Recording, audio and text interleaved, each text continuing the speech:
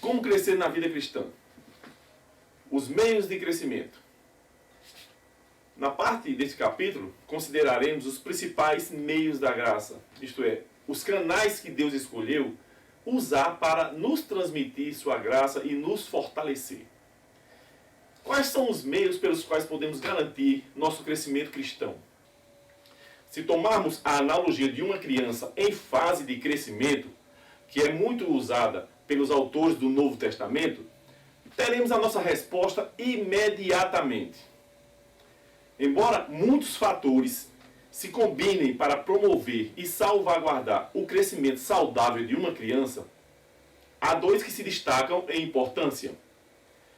A principal condição para o crescimento físico da criança é uma dieta adequada e disciplinada. E para o seu desenvolvimento psicológico, a segurança de um lar feliz. Cada um destes exemplos tem seu paralelo no processo de amadurecimento daqueles que a Bíblia chama de crianças em Cristo. Tomemos então, primeiramente, a questão da dieta. Para os bebês, isso obviamente significa leite, dado, pelo menos de acordo com a tradução antiga, de 3 em 3 ou de 4 em 4 horas. Hoje em dia, as mães tendem a alimentar seus bebês menos de acordo com o relógio e mais de acordo com a necessidade e exigência. Florence Nightingale, considerada a pioneira da enfermagem moderna, pertencia à velha escola. Num livro escrito em 1859, o capítulo final intitulado Cuidando do Bebê, ela escreve particularmente para a filha mais velha da família. Ali, apresenta 7 condições para o crescimento saudável da criança, sendo a quarta ser alimentada com comida adequada em horários regulares. Ela explica: você deve ter muito cuidado com a comida do bebê, ser extremamente pontual ao alimentá-lo. Nunca lhe dá demais. Se o bebê vomitar depois da comida, é porque você o alimentou em excesso. Ele também não deve ganhar muito pouca comida. Acima de tudo, nunca lhe dê qualquer comida insalubre. Depois de desmamado, o bebê precisa ser alimentado frequentemente, regularmente e em quantidades não muito grandes. Eu conheço uma mãe cujo filhinho, de cerca de 1 ano de idade, estava em grande perigo um dia, com convulsões. Ela disse que queria ir à igreja e por isso, antes de sair, tinha dado a ele 3 refeições de uma só vez. Não era de se esperar que o pobrezinho tivesse convulsões? Pois é, isso é o que acontece. Tudo demais é muito. Leite espiritual. Deixando a sabedoria prática de Florence Nightingale, vamos agora para uma instrução do apóstolo Pedro. Como crianças recém-nascidas, desejem intensamente o leite espiritual puro, para que por meio dele cresçam para a salvação, agora que provaram que o Senhor é bom. O que é esse leite puro do qual os cristãos recém-nascidos precisam? Pedro o chama de logicos, que poderia significar espiritual. Isto é, seria uma referência metafórica e não literal ou racional. Comida para a mente, não para o corpo. Ele pode estar retomando o que havia dito pouco antes, quando se referiu à palavra de Deus viva e permanente. E afirmando que a mesma palavra de Deus, que é um instrumento para o nascimento espiritual, é também instrumento para o crescimento espiritual. Muitas vezes, a palavra de Deus é bem acertadamente comparada com comida para a alma. Seu ensinamento simples é como leite e sua verdade mais profunda é como comida sólida. Seus preceitos e promessas são mais doce que o mel e o destilar dos favos. Quando os comemos, eles se tornam gozo e alegria para nossos corações. Deve ser por isso que devemos ler, marcar, aprender e digerir as Escrituras. Mais adiante iremos falar sobre a importância de ler a Bíblia com regularidade. Mas creio que aqui já dá para ressaltar a importância da disciplina diária dessa prática. Se quisermos ter um crescimento espiritual estável, a regularidade é um fator muito importante. Se nos banquetearmos da Escritura aos domingos, ou em algum congresso ou conferência cristã, mas dificilmente nos alimentamos dela em outras ocasiões. Com certeza acabaremos tendo convulsões espirituais, como o bebê da história de Florence Nightingale. Um bom apetite é um sinal confiável tanto de saúde espiritual quanto na saúde física. Pelo menos é o que acontece nos casos das crianças. Quem já não viu um rosto rubro de um bebê berrando em protesto porque passou o horário de sua refeição? É isso o que Pedro tem em mente quando recomenda que desejemos intensamente o nosso leite espiritual. Nós já provamos a bondade do Senhor.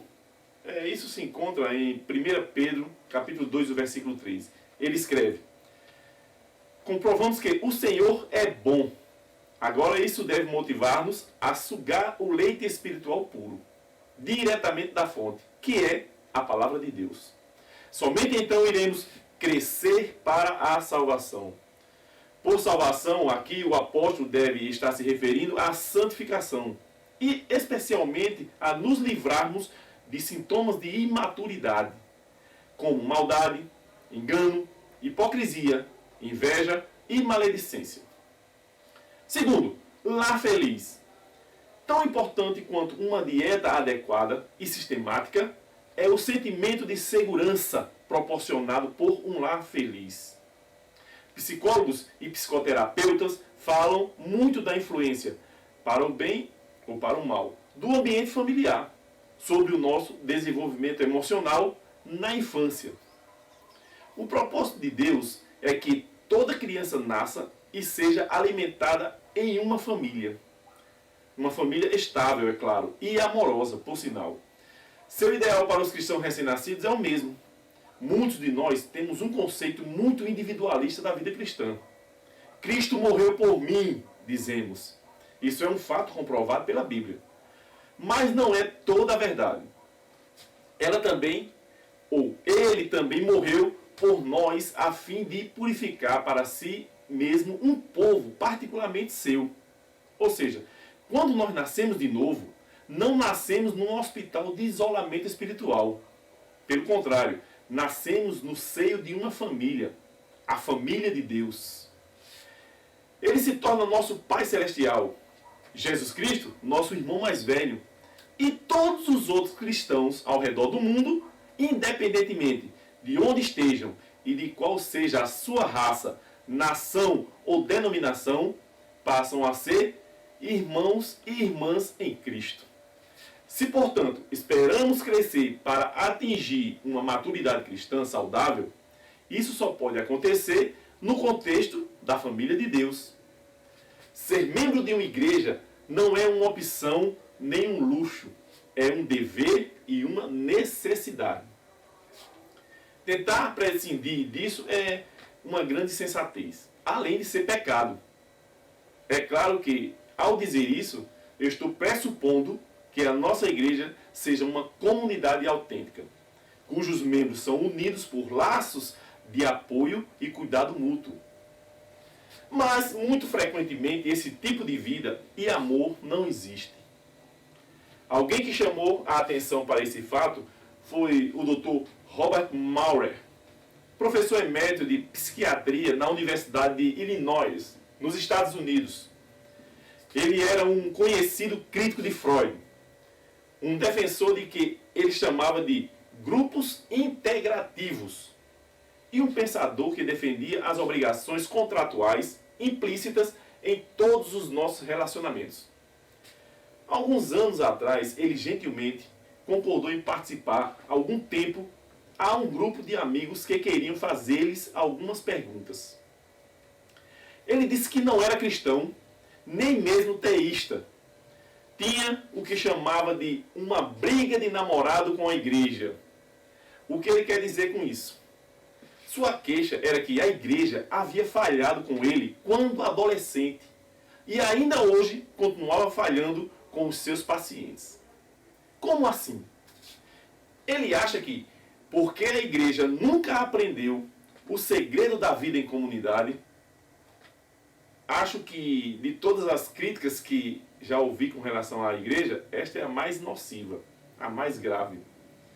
Afinal, a igreja é uma comunidade, a nova comunidade de Jesus Cristo.